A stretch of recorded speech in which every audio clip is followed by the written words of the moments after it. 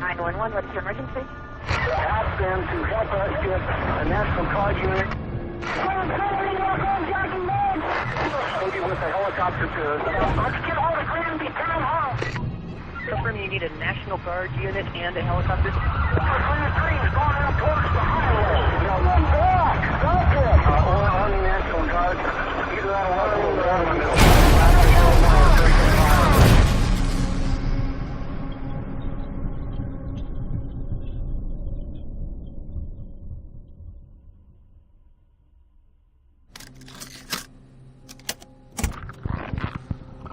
Hello, my name is Marvin Heemeyer.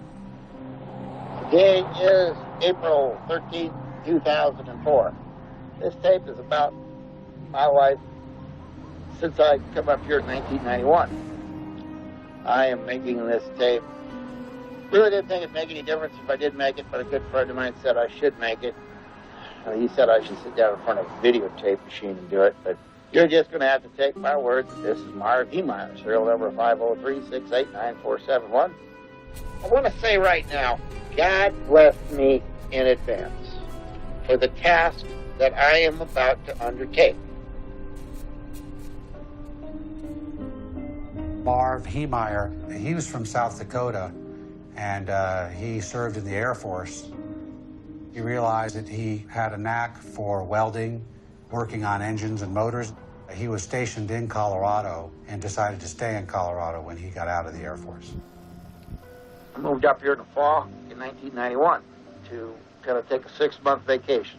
I decided that, I probably ought to buy some property up here to have something to do, so I looked at this 3 lots, the 2 little cabins that I'm living in here right now, and had a beautiful view, and the price was really cheap, so I bought it. He worked at a muffler shop, moved up very quickly in the business. At some point, he just decided, heck, I can do this myself. And he went out and set up his own muffler shops. He was able to have income from businesses that he had started mostly in northern Denver and Boulder area. If you got a champagne income with a beer taste, you're going to do well. And that's what I've always had. Always believed that's the way it should be. That's the only way I can get ahead. I'm sure he counted pennies in every endeavor he ever undertook, and he wanted to run businesses well so that they succeeded, and I think he cared about his craft. I knew of Marv Heemeyer because he ran a muffler shop in Granby. He did a lot of great work for people, ran that muffler shop for a lot of years. I even had work done at his shop. He had a reputation as being the best welder around. We'd put this truck together, and the box was bouncing, and I took it down there, and I said, "Hey, Marv, what do you think?" And he said, "Oh, I can fix that." And he grabbed his welder, and it was done. Never broke, the guy was a hell of a welder. He had a great reputation in the town. He was an outdoorsman. He loved to snowmobile. I didn't ever meet anybody who disliked him. I call it successful. I think I was a very poor person most of my life. But for who I was and what I was, I think I was a very rich man. And I'm thankful to God for giving me that life. I met Marvin in the Lariat Saloon in Grand Lake. I was there with a friend. He came in and he asked me out. I had not dated in 5 years. My marriage had split up, and but for some reason, I said yes, and we went out and started seeing each other for several years. He was old school to me. Society doesn't allow that anymore. He's a handshake's a handshake kind of guy to me. He was confident, and I thought he was handsome, and he was larger than life. I felt safe with him. It's kind of personal, but he was the first man that I was intimate with after my marriage. He was wonderful to me. He only met my children once, and he never had children, as you know. But we did quite a few road trips together, and never a dull moment.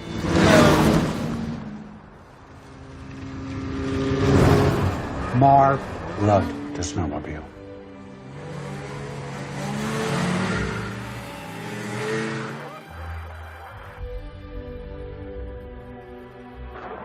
Oh, the Thursday group. Every Thursday they take day off and go ride. Sometimes you have 4 guys, sometimes you have 24 riders. Just a great bunch of guys to go out and ride with.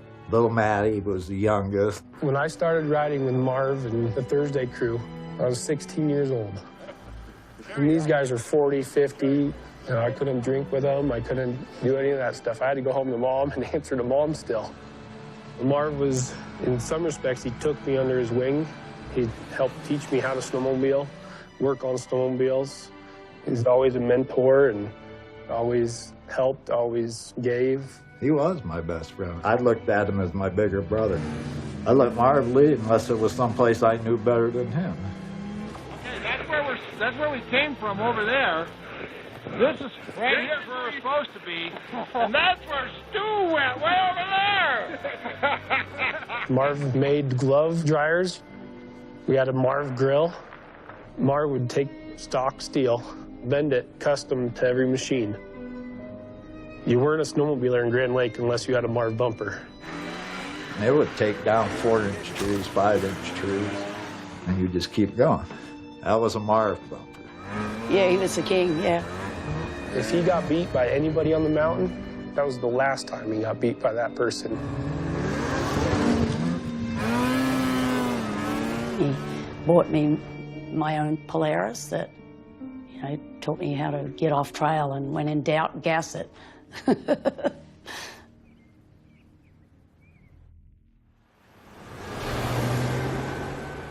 It's a kind of a community that in order for you to get ahead, you have to keep the neighbor down. It's not, you know, build yourself up on your own merit.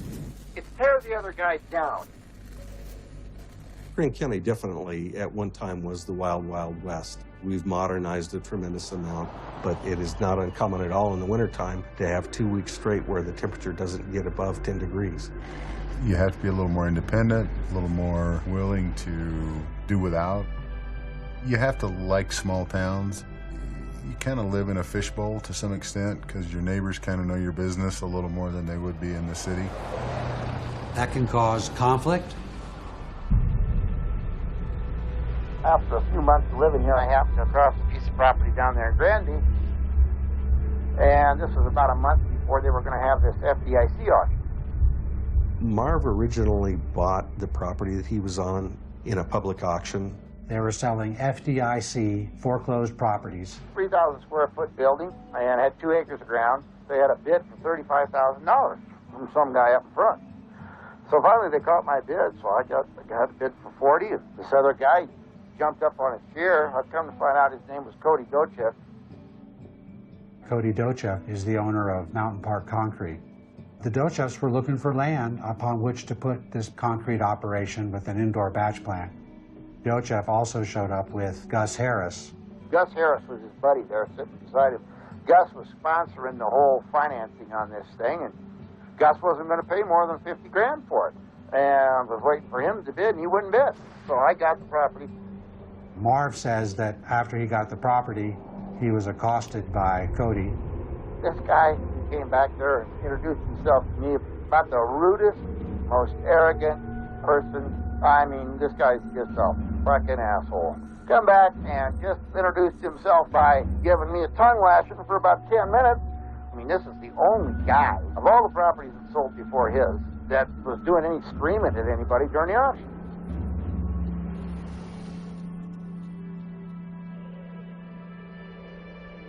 What I like about it here is we're in God's country. Why live anywhere else? But I don't like the way the county's run. There's a good old boys club. When he bought the property, it had nothing more than just a concrete mixer tank that was holding the sewage. In the summer of '92, they wanted me to be annexed into the Water and Sanitation District. So I said, great.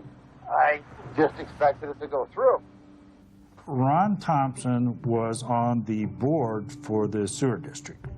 Ron was pretty outspoken in the board meetings, so he may have said things that upset Marv at that meeting and taken a leadership role in making the decisions they made. Well, as it turns out, the closest sewer main was many hundreds of feet away from Marv's property. So in order for Marv to hook onto that, he would have had to build a long service line from his property to the main. When he learned that to do all that was going to cost him anywhere from $60,000 to $70,000, maybe even $80,000, Marv was upset. They make you pay for the installation of the sewer line that you don't want, and then you have to still hook yourself up. That's life-changing money. Marv refused to do that. I never heard him talk bad about anybody but the people that did him bad. The good old boys club. He did not like them. I never had anybody sit there and plan to cut me out of an opportunity like the Thompsons did when they denied me access to the sanitation district. It doesn't make any sense, other than that it was the good old boys patting each other on the back. Had they not done that, I can assure you, the outcome, the whole thing, would have been completely different. The Thompson family is what I'd call a Granby legacy family. A wealthy working family in the Granby area, making their money off of excavation, but also living off the fact that they owned a lot of the land just because they'd been here forever. The first Thompson clan that settled in Granby actually bought lodging properties, and in the course of that, they bought little pieces of property around town. The Thompson formed their own excavation company. Dick Thompson was the son of the first Thompson family. Dick had several children. Ron was kind of a leading son in the family. Larry was kind of the older son who helped, and Gary went right along with him doing a lot of the excavation work. Gus Harris and Cody Dochev and the powers that be, the Thompsons, if they would have let me alone, I wouldn't have had this righteous anger that I have towards the Thompsons, their hierarchy, their attitude that they have left in that community for so many years, and so many people think like they do. Screw your neighbor. In Marv's eyes, the Thompson family was the epitome of the Granby establishment that did everything they could to thwart Marv. Well, I'm making lemonade out of lemons, you know. I just kept on about my business because this is a small community, and, you know, I need to fit in. Life was pretty good, and I was making a real good income out of there. And in '98, the town went and spot zoned the 2 acres directly south of me, which was illegal in Colorado. And because no one protested it within 30 days, it became law that they could do that. And this Dochev guy, he's going to try to buy the property next door to the west of me and has a contract on it to purchase it. And they were going to be able to put this concrete plant right there next to all those houses downwind of the town. And Cody's motivation was to get back at Marv. Well, I find this out too late. You know, I mean, I was right in the Gus tail of this whole operation, and that wasn't going to work, because I didn't want no friggin' concrete plant next to me. There was opposition to the concrete plant, and we had public hearings. I was acting mayor because the mayor and the mayor pro tem both had conflicts of interest, so I presided over the public hearings, and we allowed the public to come in, and it was a packed house. People spoke for it, for the service the concrete it would provide, and there was lots of people that spoke out against it. Marv Heemeyer did a great job of arousing public sentiment in his favor against the batch plant. He felt that the batch plant would hurt his business. He claimed that there would be dust, that there would be noise, that there would be excess traffic. Who knew what they were going to do to the water supply? He also made that argument on behalf of people in the neighborhood. Marv got a lot of these people to show up and basically say, we don't want it, we don't like it, what are you going to do to our neighborhood? They voiced a lot of the concerns that Marv was voicing. This went on for a series of 3, 4, maybe even 5 meetings. And there'd be discourse and discussion, and Cody would jump up because he was so upset. He's a fiery guy. The town ultimately approved Cody's batch plant down there, but with a host of conditions, you know, the typical things that you see. I think I read the motion, you know, the whereas and the wherefores and all that stuff to approve the batch plant. And it was at that meeting in '99 where Marv promised he'd fight him the whole way. In nature, wolves, coyotes, they have their territory. A mother, just look at the mother. She will fight to protect her young. And a male will definitely protect his territory. If he doesn't, he'll be overrun. Now, if an animal will do this, why wouldn't a man?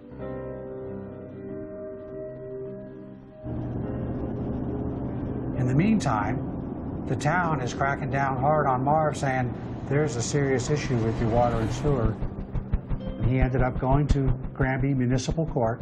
Judge Noriyuki was presiding. She said, we find you in violation. We're going to give you a deferred judgment, however. And you can't use the property for anything until you're hooked up to water and sewer. You have to connect.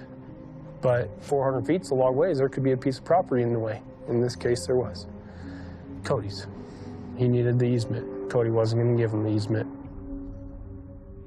The town contacts him and says, we're going to fine you $100 a day because you're operating a business and you're not hooked up to the sewer. Marv wrote a check to the town, and he wrote on the memo line, Cowards and Liars Department.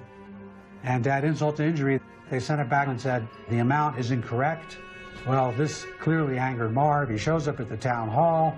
They kept fining him because he was the out-of-towner. He came up here in a small town.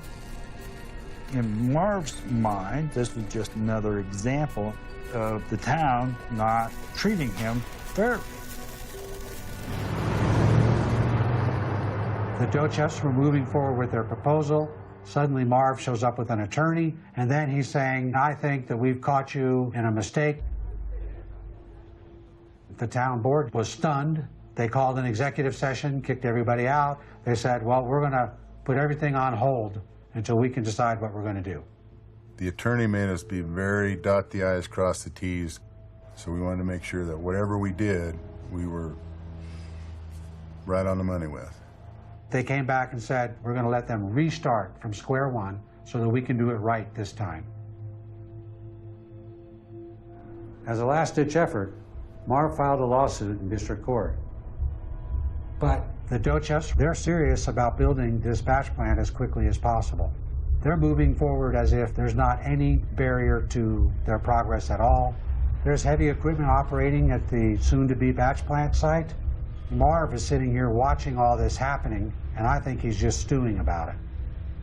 You put yourself in my shoes and tell me how you would feel realizing that you've wasted 10 years of your life because of someone's malice. He's putting out money and he's getting shut down every corner, and then it was to nothing. I don't know how much he spent. I know one time he had 150 grand into it.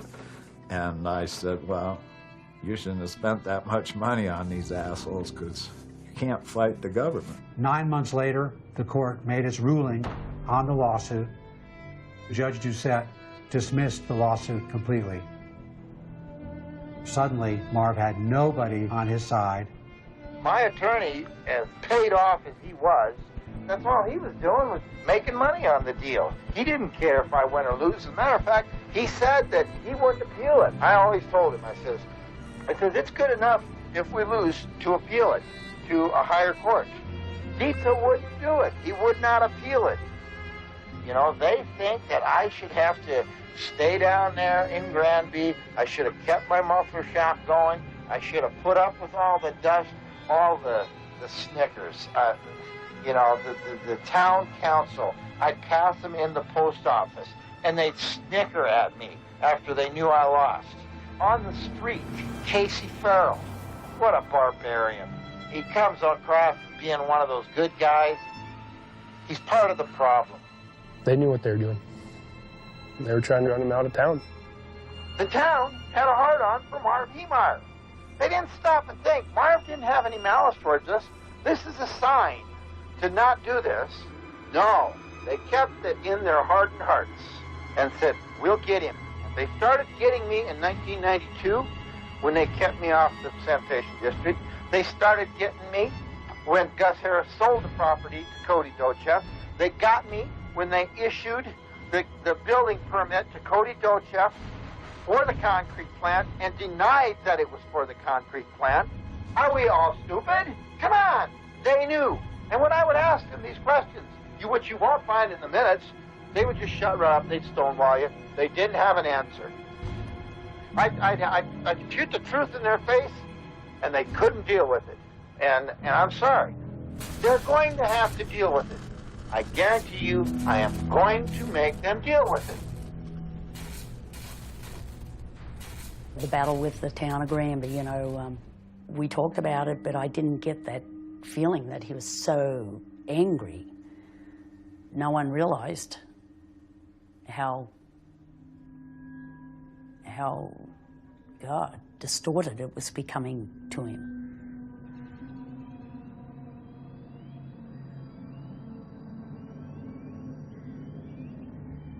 Marv was feeling defeated, humiliated, and at his wit's end about what he's going to do. He goes out, sits in his hot tub with the beer in his hand, and has inspiration. When I was sitting in the hot tub, and I mean, I was weeping. And a peace came over me where I knew God wanted me to do it. And I didn't understand. I said, why did you ask me to do this? Is that why I've never been married, so I didn't have a family? Is that why I've always been successful, so that I would realize my reward before doing this task? But it has to be done. And the world will write stories about how wrong I am. And without a doubt, I wish it could be done a different way. But there is no way to make this right. You picked on the wrong man.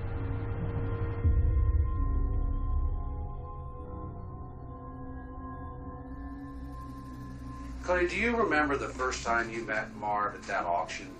Yeah, me and Gus went to the sale auction in Denver.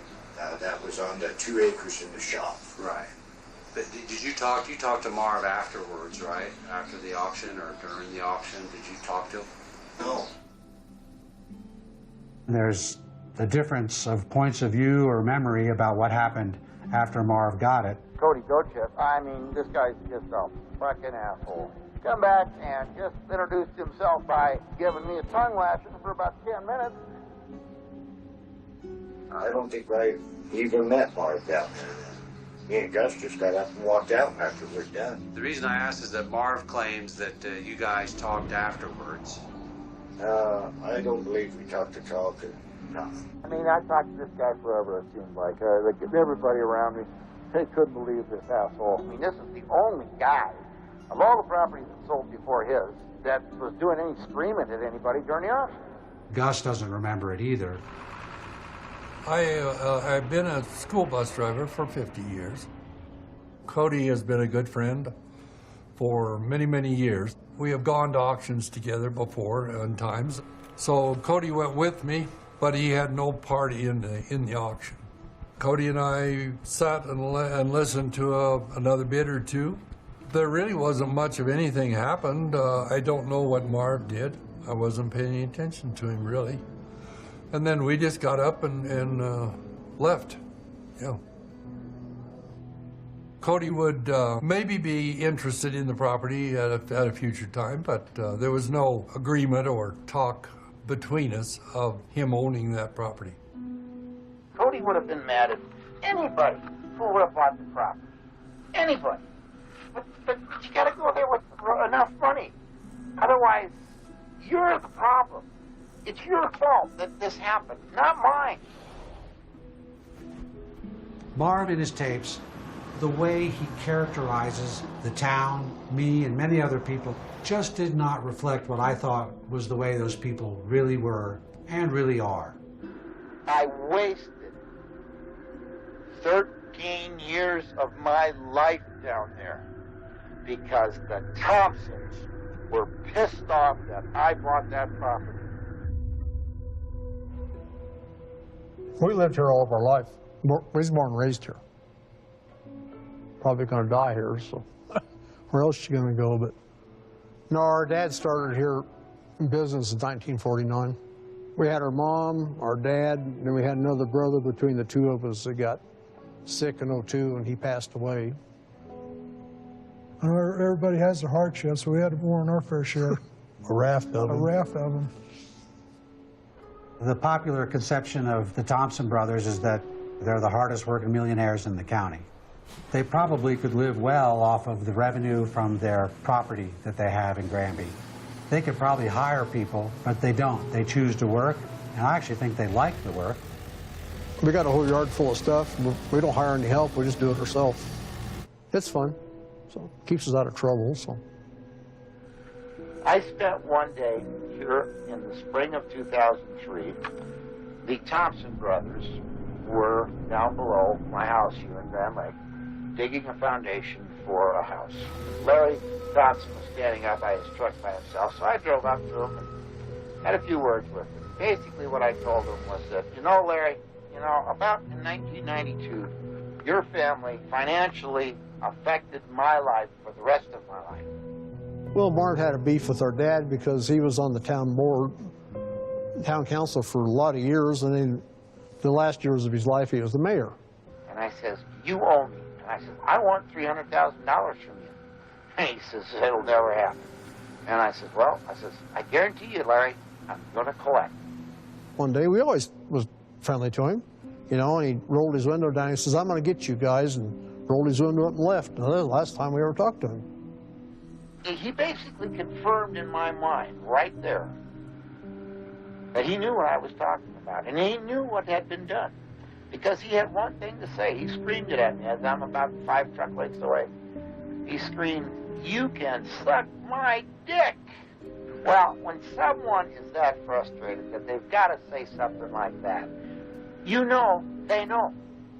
It was all politics related, so I don't think anybody ever done him wrong on purpose.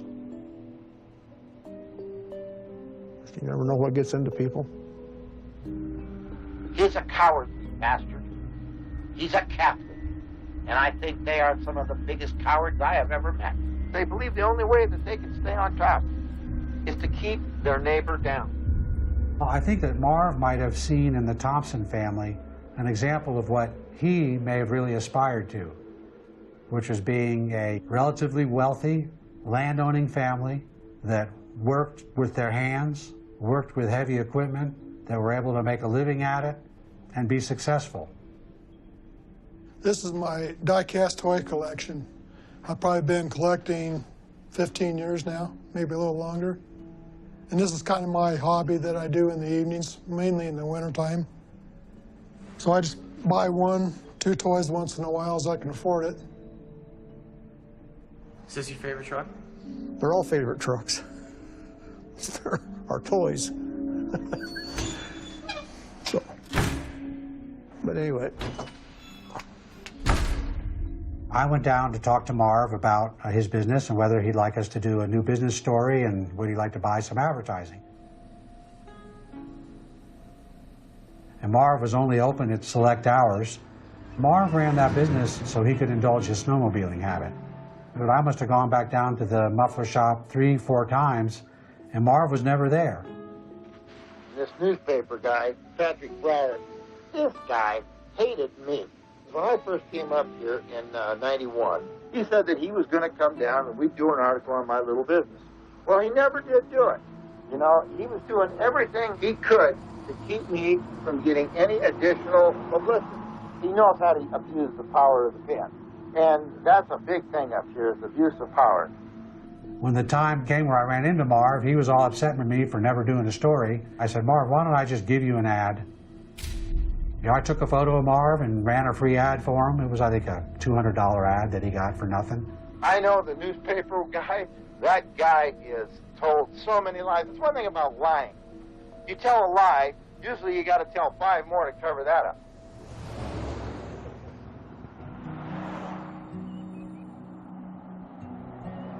I came to Granby in '78. 3 kids raised here, bought this store in '92. We try to be part of the community and support the community because they support us. So that's how I got kind of involved in the town board thing. Casey Farrell, what a barbarian. He comes across being one of those good guys. He's part of the problem. Casey and Rhonda Farrell and their family are the kind of people you want for neighbors. He never did anything with ill intent. He never did anything with malice. The town council, I'd pass them in the post office, and they'd snicker at me after they knew I lost. In that batch plant, I felt like it was a positive, and I couldn't see a downside for Marv. It was going to supply concrete so the community could grow, the opportunity for jobs. I mean, he might get a little dust on his muffler shop, but it wasn't all that clean to begin with. How many times do you have to try to deal with a man? Come on, Cody, be reasonable. But that's what you cannot do with people in the mountains, especially in Granby. Cody Dochev built his concrete business from the ground up. He's what I would call kind of a salt-of-the-earth businessman who is a doer. He's a hard worker. Maybe Marv and Cody had some head-butting just because they're both alpha personalities or something of that nature. I think they're both pretty good at what they do. Neither one of them were trust fund babies. Cody's worked hard to get where he's at. Cody's Cody. It's just his nature. He's just his nature, you know. He tells you the way it is. If you don't like it, he just tells you. You know. Yeah. He's a good guy. He don't do anything for you, but he just got a little short fuse, goes off, but he's okay. Oh yeah, he has a little bit of a temper, but he's all right. He's all right, you know. He's a little Bulgarian. He's quite quick. He's a good man. He's done all right around here. Works his butt off like everybody else. Yeah, he's earned it. Yeah, he's earned every nickel he made. He came here with basically nothing. Marv and Cody probably could have been friends. For years, I tried to appease Cody Dochev's misguided anger. I bought every bit of concrete, which turned out to be shit. Marv complained about the sewer board holding him over a barrel, but that was completely standard procedure. It's true that it can be expensive, but Cody connected when he built the batch plant, and it would not cost much for Marv to have hooked on. The Dochevs called up Marv and said, Marv, we'll give you an easement for your water and sewer if you drop your lawsuit against the town and us. Marv just hung up when he was called into the court because he hadn't connected his sewer lines. He's clearly stalling on resolving this issue. This is where Marv confronts Deb Hess, who is the town clerk. So, Deb, did you have any dealings with Marv? He had come in my office because he was accusing me of going over the bank and bad-mouthing him. And I said, Mr. Heemeyer, I wasn't over at the bank, and I wouldn't do that. I mean, I have no reason to bad-mouth him. I just said I just need a different check. Actually, he had made a mistake when he wrote out the amount. Marv corrects the verbiage on the check, and then the check clears, and he's paid his fine.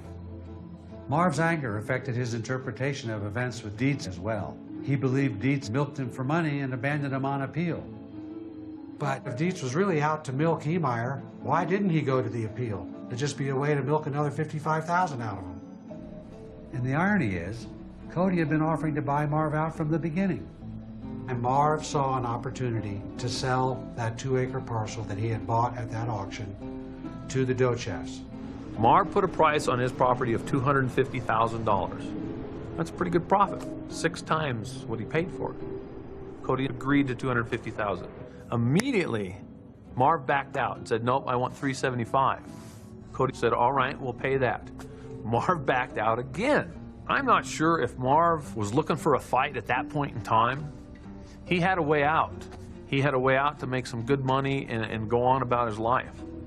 But he chose that path for whatever reason. At the town level, the people on there are just everyday people that want to give back.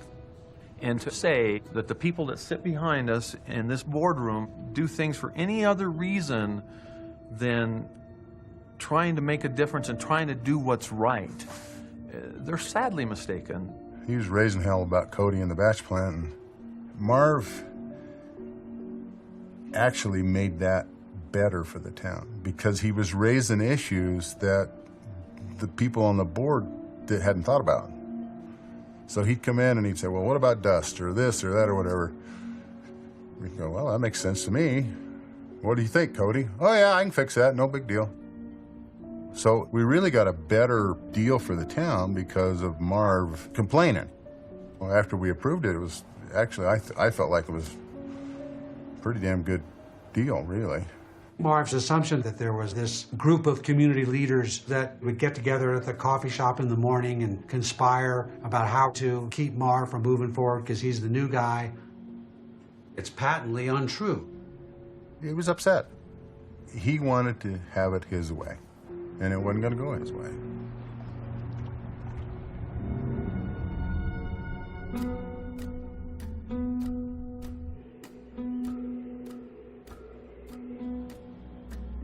Marv went to California, probably based on an advertisement he saw in a Ritchie Brothers auction site for this Komatsu D355 bulldozer. Marv bid on it and got it at a great deal.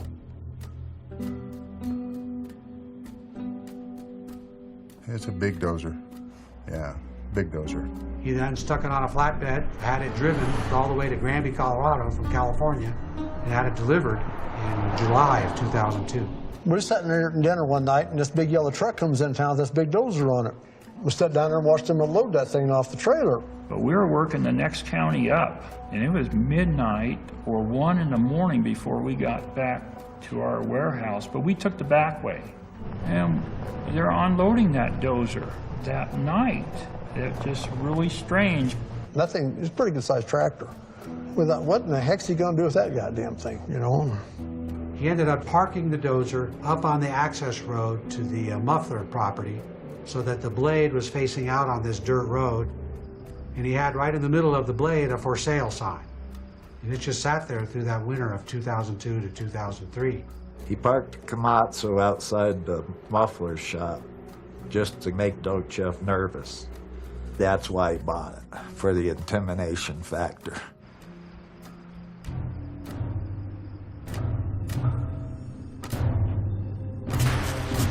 Todd wanted these people to learn.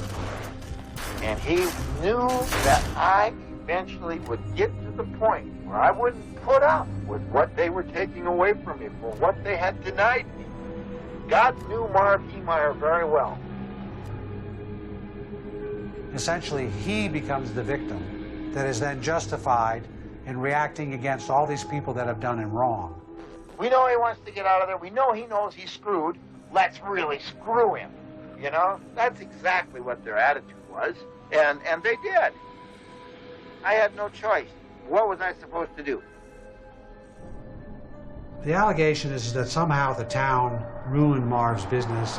The town didn't do anything to shut him down. He still had access to his property. Marv just on his own decided to completely shut down his muffler shop and put it all up to auction. You know, God has his timing, his plans made out, and it looks like it's going to be. Because the one thing that I have wanted to do is get caught. I had hoped that somebody would catch me and that this whole thing would stop. And that would be a good sign for me not to do it. So Marv conducted the auction of all the materials relating to his shop. Included in the items he was going to auction was this dozer. This Komatsu was in excellent condition. I was willing at the auction to take $33,000 for it. Couldn't get a bid. So I kept the dozer. And it also is unique how I had 5 things at the auction, and they sold. But what 2 things did I keep? The Komatsu dozer and the property. If they would have bought it at that auction for $450,000, I would have walked away. But there wasn't one bid. So stop and think about this. I wasn't supposed to walk away from this because the Komatsu was still there.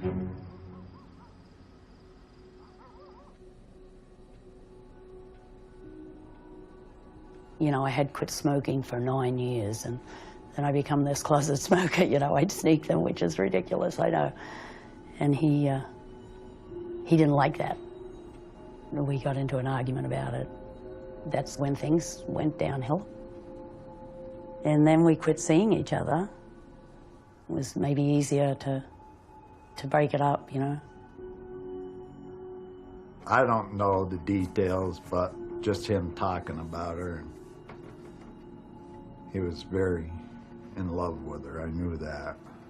Is it possible that he felt stronger about you than you did him?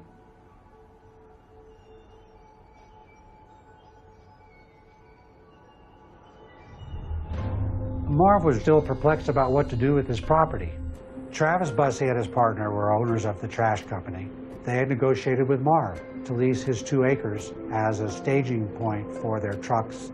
And I was trying to look for an area where it was more commercial, that I could actually had a garage that I could keep my trucks in the winter. He had the perfect building right there in town. What was unique is I find out that the dozer is 2 inches shorter than 12 feet, 1 inch narrower than the door. So I said, well, let's put it inside, because then I can build it to do what I am supposed to do. The Komatsu just barely fit through the door. Why did that particular dozer fit in the building? Why had I not bought one of the D9s at that Fresno auction? So I'm thinking, well, this is good. I get it inside, now I can build it. Must be what I'm supposed to do. At that time, we were getting bigger, and we needed a place to where we could call home. Travis finally offered Marv $400,000, and Marv agreed to sell the land to them for that amount. Sure enough, I think it was even within 24 hours, Travis had water and sewer hooked up to the property. We bought it all, and he basically back rented from us the building that he put the dozer in. And this will be the first time that I've ever done something like that the way they want it to be done, the way they do it. To do it in secret, to do things behind their back, to lie to you. I've had to do that. People ask me, what am I doing? Oh, I'm not doing anything. I spent 2003 in that friggin' building, lived there without a shower for as much as 4 days at a time, working on that dozer, getting it prepared. Marv built a little sleeping area, complete with cot, TV, hot plate, water, so that he could basically work 24/7 on the dozer. He ended up bringing in all the sheets of steel into the shed. He had torches in the shed. He had all kinds of tools in the shed. He built a lift, which could lift large, heavy things, mainly sheets of steel. It actually lifted them up and held them in place while he welded them in place. It was 1/2-inch steel. He had spacers that he put in, so he had 2 layers of steel plate, and he poured concrete down in between them. And then lifted the outer shell of that dozer. So that made it a super fortified cab. He was working on it at night, sleeping during the day, so. But you think somebody would know what was going on down there, but evidently. And he put in surveillance cameras on the outside of the shed, hooked up to monitors he had on inside the shed. I think he kind of watched us and our schedule, so he knew that basically when we left at 5 or 6 at night, he was free to work and make noise.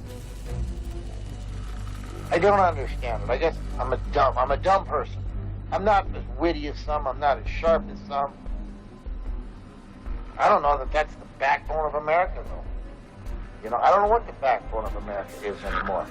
Now, did my buying that property you are so mistaken about the real world? You know, you could call it revenge. I don't know.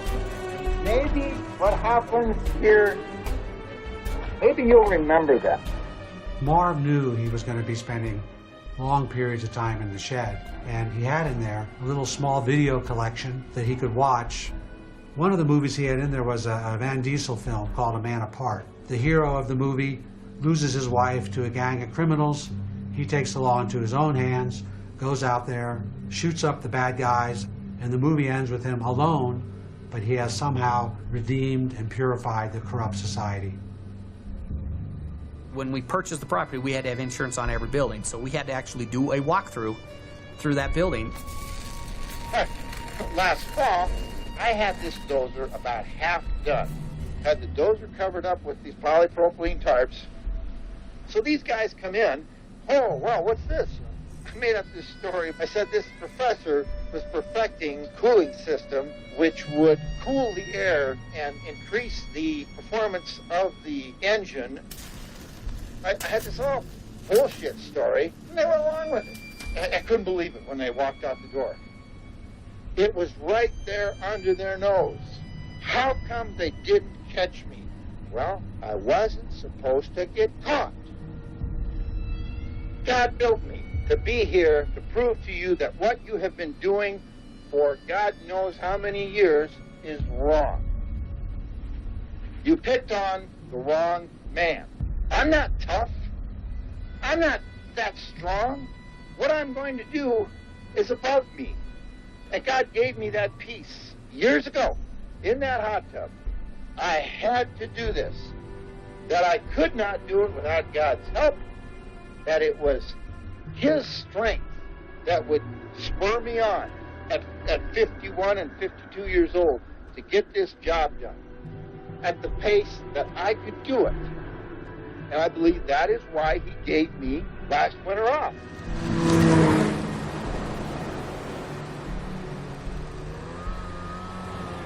He says, Marv, you're not going to get it done. Go take off this winter, go play. You know, it's winter time. I'm not going to be here. Everything's sold. I don't have a muffler shop anymore. I'm going to go snowmobiling.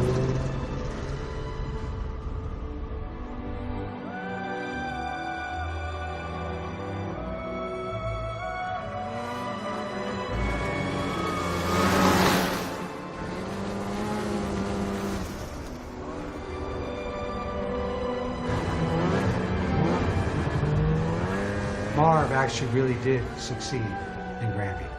He bought that property for $42,000. He was able to sell it 10 years later for $400,000. And in fact, that was the very thing he had been trying to do all along.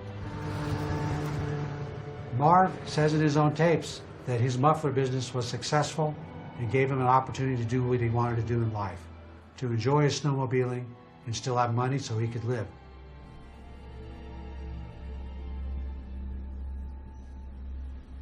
But you've got to do this. You've got to get this done. And that was my goal, so to speak. Take the winter off, relax. You know, maybe something would come up to change my mind.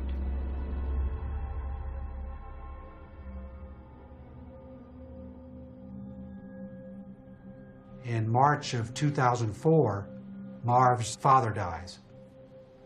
Marv did go up to the funeral. He took photos. In the photos, you see family members, you see photos of Marv's father in the casket. Included was a selfie that Marv took outside the family farm there in South Dakota. And it's a mournful, sad-looking photo. A look of resignation is on Marv's face. It's almost as if he's saying, I know what I'm going to do and I'm not happy about it, and this is my last look at my home. But before that, Marv had given all the proceeds from the sale of the lot and of all of his material and equipment to his father. You know, it's gone, because now money means nothing to me. I've given my house away. I do not need this cabin here in Grand Lake. My snowmobiles, I've given those away this year. Everything is gone. What I own is just going to be a pittance compared to what I'm going to take. Marv transferred the sale proceeds from his bank in $50,000 increments. Prior to his father's passing, his father conveyed those sale proceeds to Marv's two brothers and sister.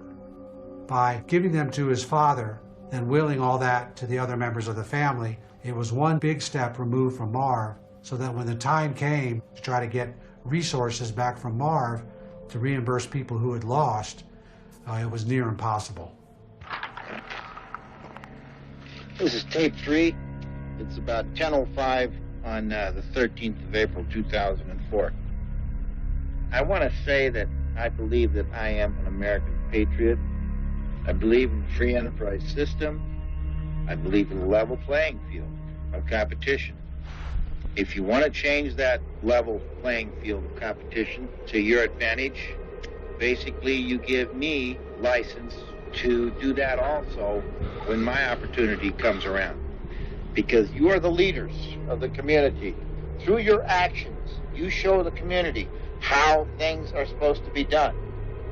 You have given me license, through your example, to do what I need to do. When I do this, that levels the playing field in my favor. So now we've got a lopsided playing field. Because when I come back at you, I'm going to destroy your side of the playing field.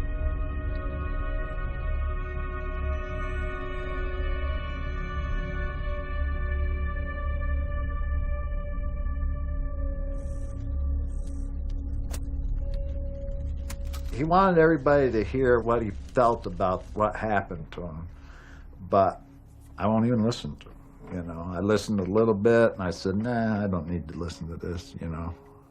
He told me in his roundabout way through life, you know. Lonely man. He was just spent too much time alone. That's what I put it off to. He spent too much time in hot tub alone.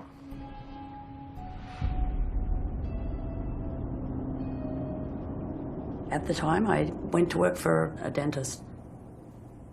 We ended up doing a crown prep on Marv, and he was to come back that actual Friday and seat the permanent crown. I said, Marv, you need to get the hell out of Grand County. I remember it vividly. And he gave me a big hug and he said, Trish, he said, you are the best thing that ever happened to me in Grand County. I just remember that so vividly. And you know, he was going to do this thing 3 weeks later. He already had it planned. You know, it's so nuts to think about that. And I would never have guessed.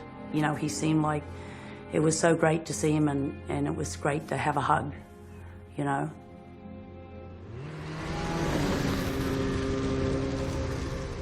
I went snowmobiling with Marvin a month before it happened.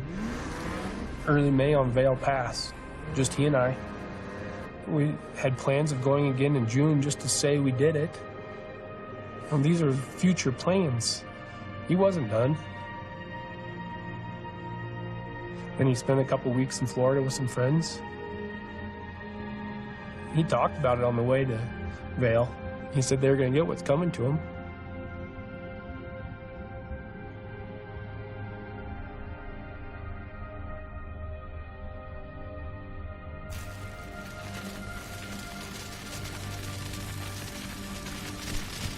So here we are, and I am at peace with what I am about to do. People will say, why did he do that? He had such a good life. He had a better life than me anyway. It's not what I deserve. You meddled in my business and took what I deserved away. You took advantage of my good nature. Well, I think there's something you should learn here. For as good as a man can be, also can he be as bad. When you visit evil upon someone, be assured it will revisit you. The Thompsons are guilty. The Docheffs are guilty. The Granby Town Board is guilty. The Granby Planning Commission is guilty. It took all of you 10 years to get me. You got me, no doubt about it. I got screwed big time. Enough is enough. I have been beaten to a point where I'm not going to take it anymore. But I don't think that's what God had planned for me. And he expects me to do something to those who kept me now from getting what I deserve. God's will be done through me.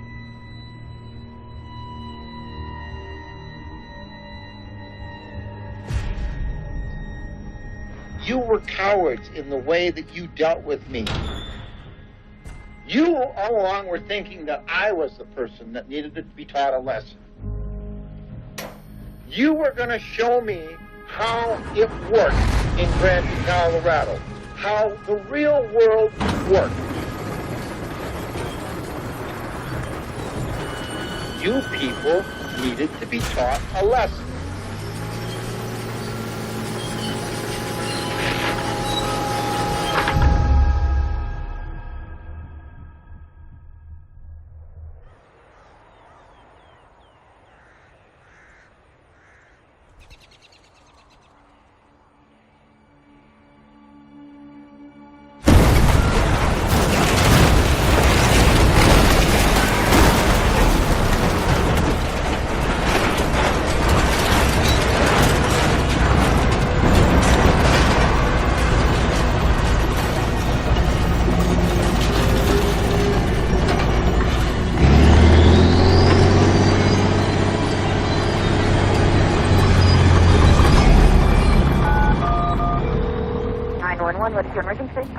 Sherry at the trash company. And there is a bulldozer over at Mount Pleasant Concrete destroying their building. It's destroying the building? Okay. Yeah. Is anyone on it? Yeah, it's all encased in metal, and you can't see who's driving or anything. They can't get it to stop. Marcia came across the radio. She's screaming. She said, Cody, Cody. Man, I went running over. Then he just turned the dozer and headed for the batch plant. 911, what is the emergency? Hi, this is Sherry at the trash company again. Yeah. It is headed for their main building right now. Headed for the main building, okay. Cody had grabbed a handgun from one of his workers. Bob Howard gave it to me. He said, be careful, it's loaded. I said, good. Takes the gun up and bang, bang. Not only is the diesel engine screaming as it's pushing the dozer, but the treads, they're creaking and scraping. There's the roar of the engine, and then there's just the sound of crash and ruin, because he's really knocking all these walls down. The tracks are probably the most memorable thing. Our goal was to get the heaviest thing we could pack by hand, because if you can get tangled up in some steel, you're going to stop that track. We got a big piece of angle iron off of Cody Docheff's steel rack. It was probably 1/2-inch diameter, so it was really heavy. Our intentions was to try to lodge that into the tracks and get it tangled up so it'd break the track. That didn't work. Then I tried getting up on the machine, the ripper, the back end of it. What was I going to do? I don't know. I kept sliding off. I couldn't get up there. I kept sliding off. It was full of, like, Vaseline, grease. Well, what are you going to do? Try to stop him somehow. We have an armored, very armored situation and big dozer. Area 1 I copy, there's an armored bulldozer tearing down the building. There are several deputies en route. At the time of the call, which was about 2:15 in the afternoon, I was approximately a mile away. I pulled up and stopped my car, and there's a bulldozer that doesn't completely look like a bulldozer anymore. I grabbed a shotgun and ran towards the bulldozer. I'm yelling, I'm ordering it to stop. It backs away from the building, and a front end loader approaches it, and I see the front end loader is being operated by Cody Docheff. I told Cody, get the biggest loader you got and see if you can't get underneath his track to uplift him. And Cody did. He backed up with a big loader and hit him. So he takes his front end loader and slams into the side of it. I went up into his track. They said, raise him up, raise him up. I kept raising him. He's so heavy, I only had one tire left on the ground. The other one's about 3 foot up in the air. And all it did was lift the back of the front end loader up. I slipped off. When he backed out, he was backing out in the middle of the yard there. I went to hit him again. When I hit him, they said my wheels went off the ground about 4 feet. I didn't see all of that happen, because when I hit him, my head hit the windshield. I was out. It shook him hard enough that I think that's when Marv started letting out the rounds. Marv had a .50 caliber rifle pointed out the back. He shot numerous rounds into Cody's bucket. We have shot fire. We had automatic weapons from the bulldozer. You know, I came to, and all I could see is dust coming out the bucket. Luckily, all the rounds hit the bucket.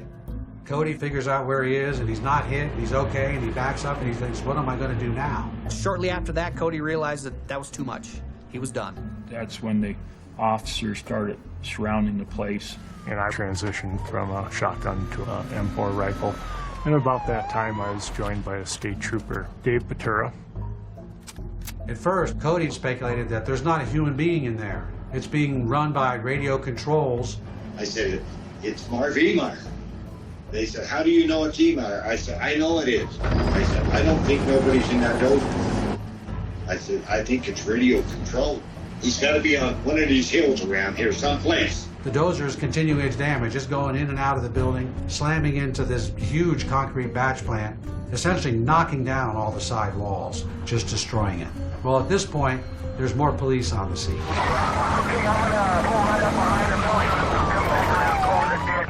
I came in on the west side of the batch plant, bailed out of the vehicle, pulled my rifle out, and I could hear the squeaking of the tracks and the roaring of the engine and the banging into the building, but I still didn't see anything. Once I got close to the building and around, skirting an irrigation ditch, Marv come around the building in that bulldozer, and That's when I got my first look of it. I don't know, I expected to see a bulldozer. It looks like a tank. There's this huge black monstrosity. I mean, almost like a World War I big, boxy, rumbly tank. And then the next thing you're thinking is, how do you attack something like this? How do I stop this? When I arrived on scene, I could hear the bulldozer operating. I walked around my vehicle and saw this absolute behemoth. Sergeant Rich Garner was our designated marksman. And I just started shooting, trying to aim for what looked like a viewport. We made the decision to begin firing at the small portholes that we could see in the side of this bulldozer. But they were maybe 2 inches by 4 inches at the very most. What I didn't know was that these portholes were covered with 2 sheets of half-inch Lexan, which had me wondering how he was actually driving this thing. Garner stands there and takes a few shots at the dozer, then all of a sudden, bang, bang. I had 2 rounds go right by my head, and I was like, oh, I know what that noise is. Marv fired his weapons, and he fired at a bunch of cops that were standing behind a wall of Jersey barriers. You know, as we started firing, and of course the rounds were having absolutely no effect, he saw 3 state troopers behind a stack of Jersey barriers that were next to the building. Instead of just going on by them, he turned and drove directly at those Jersey barriers.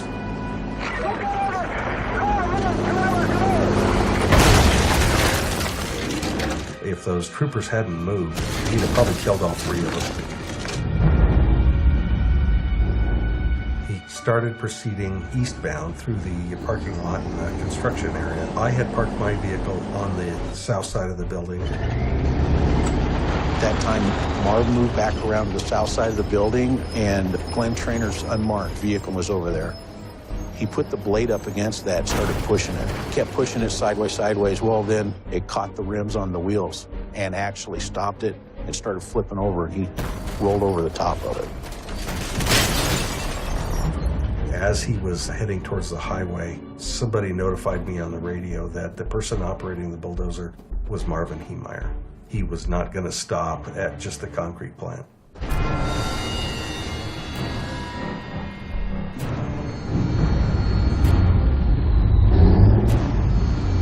I don't think that just knowing what I'm doing is enough. I think God will bless me to get the machine done, to drive it, to do the stuff that I have to do up to a point, and then you're either going to blow me right off the fucking streets, I'm going to have a heart attack and die. The machine's going to break. Or maybe it'll go all day and I'll run out of fuel. I got a lot of fuel in that thing, let me tell you, to do what I believe needs to be done, what God has inspired me to do. I am the co-captain of my life. God is first, I am second. You have tried to control my life. You have tried to be the captain of my life. You do not run my life. You do not determine what I desire, what I want, what I deserve. I determine that, and my God determines that, not you people. No people do that. If they do, then you're a slave to them. I am not a slave to man. I am a slave to God.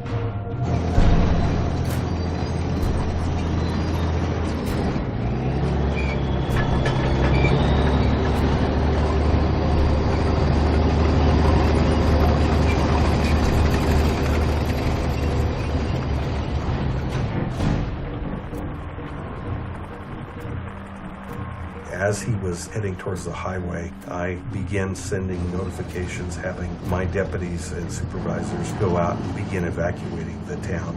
That's when Glenn decided he was going to try to get up on top of it. I got the idea to climb up and see if, I could actually gain entry. So he's climbing up, and we start running along with him, trying to cover him. I was expecting to see, something with a handle that I could pull up and open, and there was absolutely nothing. It was solid sheet metal from the front to the back. The only thing I did see up there was some kind of a vent where it looked like there was like an RV air conditioner. He takes his pistol out and starts trying to shoot into some gaps where the air conditioner was. Of course, it does no good. But then he's up there, and he's just riding along on this thing. So when then we start coming up with maybe getting some flashbangs. I brought flashbangs if anybody needs them. This is 35. I'm throwing up these flashbangs, and Glenn's pulling the pin on them and dumping them down the exhaust.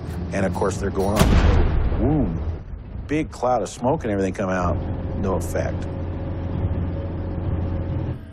It moves out of the immediate little industrial area, and the next building that it hits is Mountain Parks Electric. At the time of my tenure on the board, I worked at Mountain Parks Electric. So I don't know if there was some interplay there. He spent several minutes just going in, doing the damage, backing out, going in, backing out, the entire time of which I'm sitting up there watching this going on, knowing all along that he was on his way to the Granby Town Hall. That was the next place he went. Let's get all the Granby Town Hall. Start evacuating everything over that way. And that the town hall was upstairs, but our public library was downstairs in the same building. And there were kids and other people inside the library. Midday, I had my lunch break.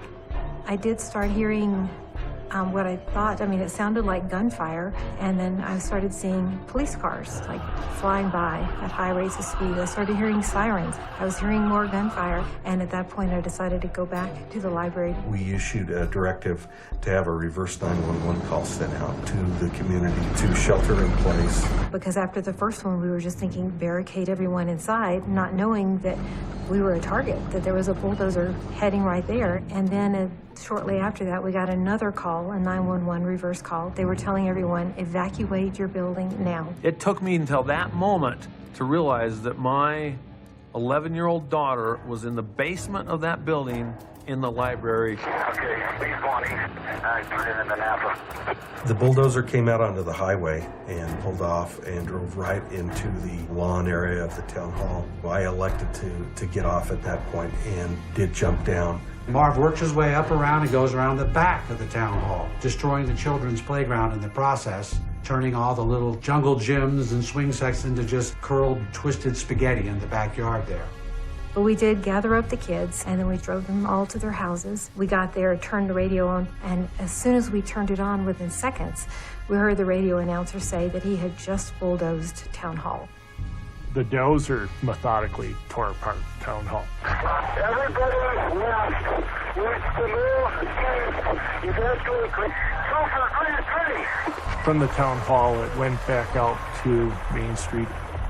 We had this rolling roadblock out in front of him, of patrol units, and then behind him as well. Somewhere during that time, Norm Rimmer shows up, and he sees this camera sticking out the back. Then we start looking around, and we see another one. That's when we figured out that's how he was steering it, was using the cameras. Marv placed around the outside of the dozer 5 cameras. He had them mounted to 3 monitors inside the tank, so he had views of the back, front, and the sides. He actually thought ahead enough that there would be debris and dust, so he rigged all these little hoses to a compressed air tank that's in the cab. And he was able to open the compressed air to blow dust and debris in front of this Lexan so he could still see where he was going. As it's going down the highway, more and more law enforcement officers were showing up, people coming from home. I started hearing gunfire and sirens from my home, so I got my police radio, started listening to traffic, and I heard officers describing being shot at and something about a bulldozer knocking buildings down. I thought the best thing to do at the time was to grab my camcorder, so I followed him around until he got to Sky High News. This guy may possibly be going after Patrick Brower. It was a regular news day. We were working when one of the sheriff's deputies tells me, "Get out of here, you're on the list." And I said, "What?" He then leaves the building. And there's this large kind of gray, dark monolith driving down the road with 2 police cars on either side. Right when he gets by the front of the building, it takes a sharp right turn. The ground starts to shake. You can hear the creaking of the treads, and we were inside the building here, and blam, knocks down the front wall of the building.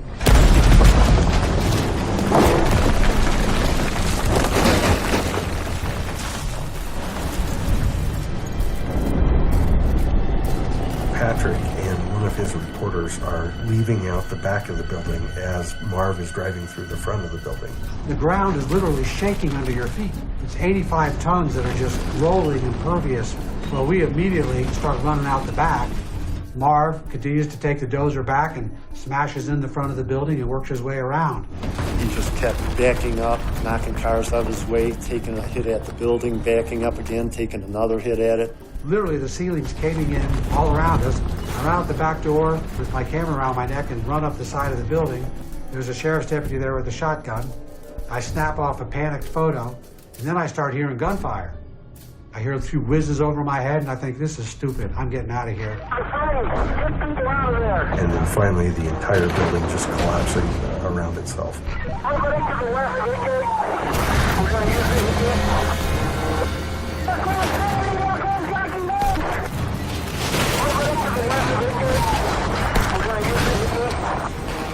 There was a lot of metal-on-metal screeching going on, especially when he's pushing cars out of the way. There was a lot of screeching noises from the treads. And it was just kind of overwhelming, looking at it and realizing, I don't have a way of stopping this.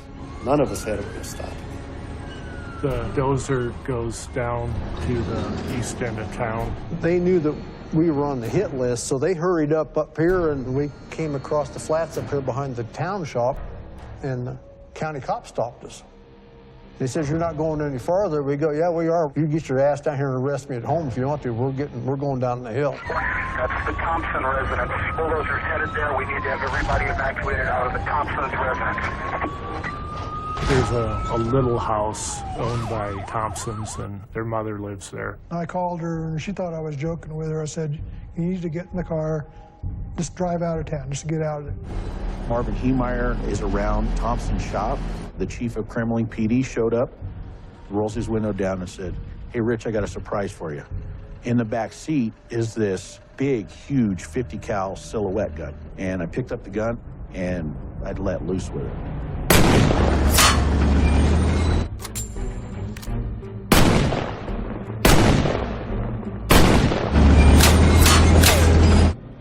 No effect. We came down the back street here, knocked some trees down. The dozer ran right through the house. It completely leveled the house. She did get out safely. My only concern was her. Thelma Thompson was asleep in the house only 30 minutes before Marv completely destroyed their home. It started to destroy a construction yard that's owned by Thompson and Sons, systematically destroying that area. And then he turned and came over to the shop here, and we had a Lobo trailer sitting out here, and he shoved it through the wall. Then he went down the street down here and tipped over another semi-trailer we had. He flat laid it over on its side full of truck parts. And then he went around the front of our house and shoved the XL Energy pick through our rental building.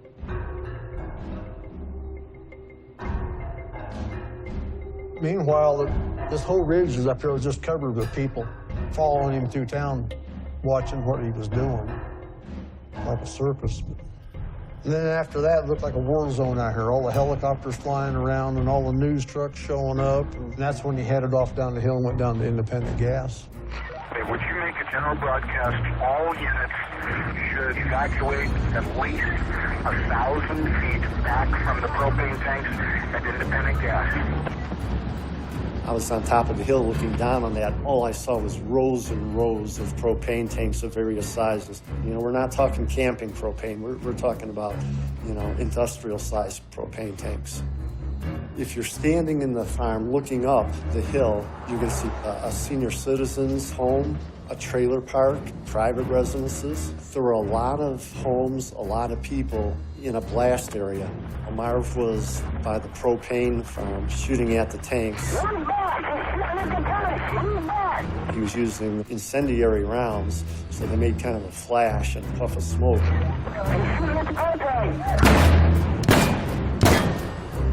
One of those bullets could easily hit a propane tank and ignite it immediately. There would have been a lot of damage. You see these things flying through the air, landing on homes. Be advised, he's got a 50 cal. He's trying to take out the tanks and transformers at Independent Propane at this time. He had a ripper on the back end of the bulldozer, and when he would try to maneuver it to get the barrel of the gun pointing towards the propane tanks, the ripper was digging into the ground and not going down far enough to allow his armor to get out of the way. And and the .50 caliber was hitting his own armor, and you can see the shells hitting the armor and then bursting into a puff of smoke and flame when they hit his own armor. While one of his bullets did penetrate a power transformer, none of them penetrated the actual propane tanks. Grant, to also be advised, Federal Heights is going to be en route with their peacekeeper on a flatbed. You take about 2 hours, and Summit County is also en route with a SWAT team. Ask them to help us get a National Guard unit in here, maybe with a helicopter to stop this unit. Confirm you need a National Guard unit and a helicopter? No, the Air National Guard or Army National Guard, either out of Laramie or out of Eagle. And then that's when the county scraper tried to stop him. Yeah, they're going to try to bring the scrapers down Highway 40. We'll let them know where they need to go. We had asked for a bulldozer from our Road and Bridge department. The director of Grand County Road and Bridge was a guy by the name of Clark Brandstetter. Also, Brandstetter on Road and Bridge, and I got a scraper in front of what the A&W used to be on 40 where you wanted to put this. What he did do is bring in 2 big earth movers or scrapers from the landfill. Well, let's get him up here just as fast as we can. Clark Brandstetter actually tried to stop the bulldozer at the top of the hill going back up onto the highway. We are contacting these agencies. We have a TN cat that is completely armored with iron, welded over all vital components, including a compartment with only some cuts to fire out of from target place. That is it. The driver's completely enclosed with no entry. Stop him! I can't. He's on a dozer.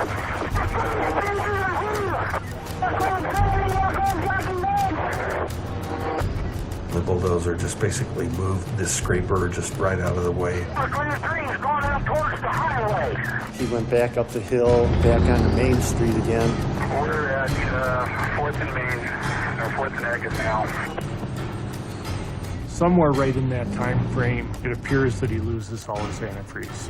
There's a big white puff of what would be the antifreeze hitting hot metal components from the engine, and there's a lot of white smoke steam. A copy vehicle smoking heavily at 4th and Agate. He damaged copycat printers a bit while he's positioning to get his bulldozer facing towards the Gamble store. You know, he said, well, he's headed for Gamble's. Oh, you know, I don't remember how the verbiage was. And my stomach just like a ball, just clenched. Because I knew my life was going to be completely different. The engine of the bulldozer began overheating.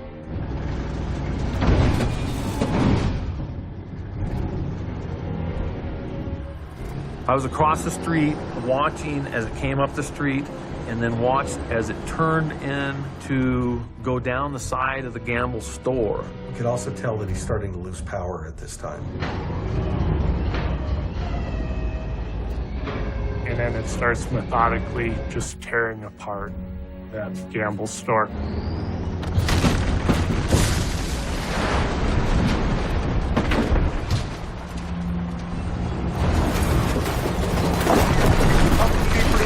Collins is out with a SWAT team and an armored vehicle.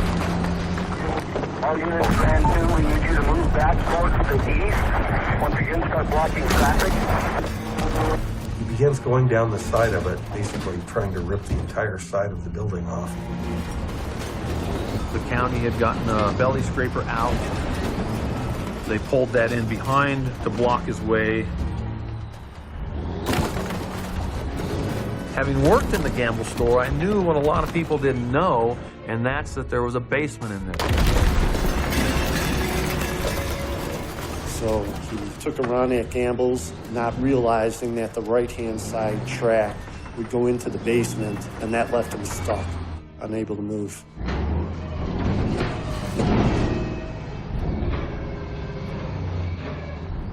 This is the first time he's actually stopped and the machine shut down. But we don't know what he's doing, so we pulled everybody back. Warren, confirm your location. Right now, the dozer is at Gamble's, or what used to be Gamble's. Copy at Gamble, 1629. One of the radio transmissions of the time is, get ready for a gunfight, because where else are we going with this? It just figures we've gone this far. Now it's, you know, does somebody pop out of it? Does it just fire from its position?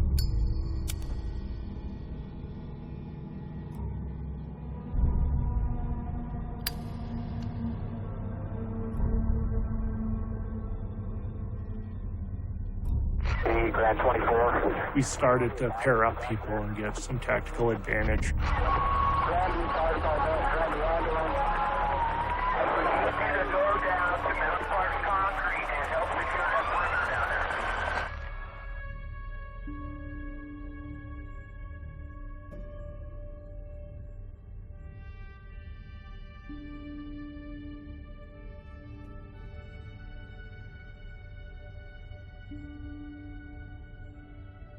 And it was a short time after that, a gunshot was heard. A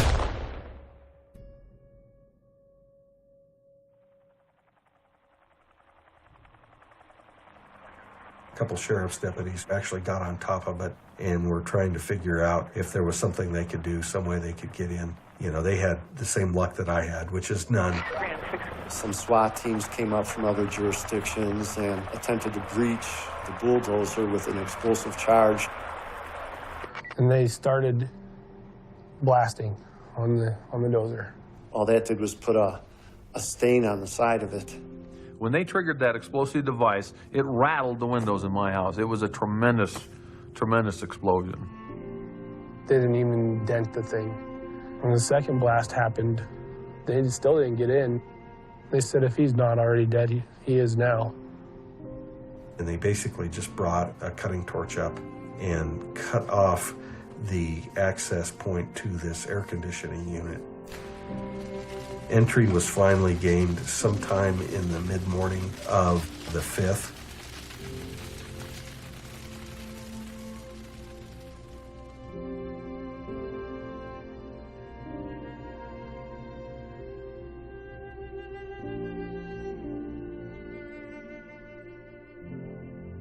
Afterwards, we learned that he put the .357 into the roof of his mouth and then pulled the trigger. 6 all the cars working perimeters, everybody's still okay. No response means everybody's okay.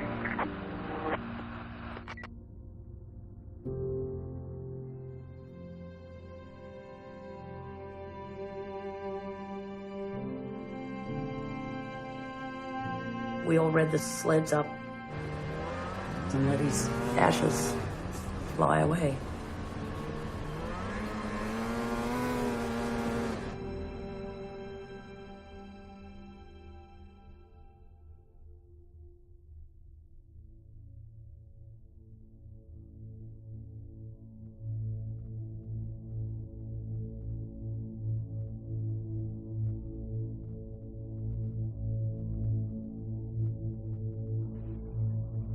Everybody couldn't wait to get that dozer cut up, scrap it. I think they made a big mistake by not making a museum out of the thing. This made this town a ton of money, a ton of money. They went to Blair's machine shop. He torched the thing into small pieces and disposed of the scrap steel so that no one person could get a hold of it and say, here's my shrine to Marv.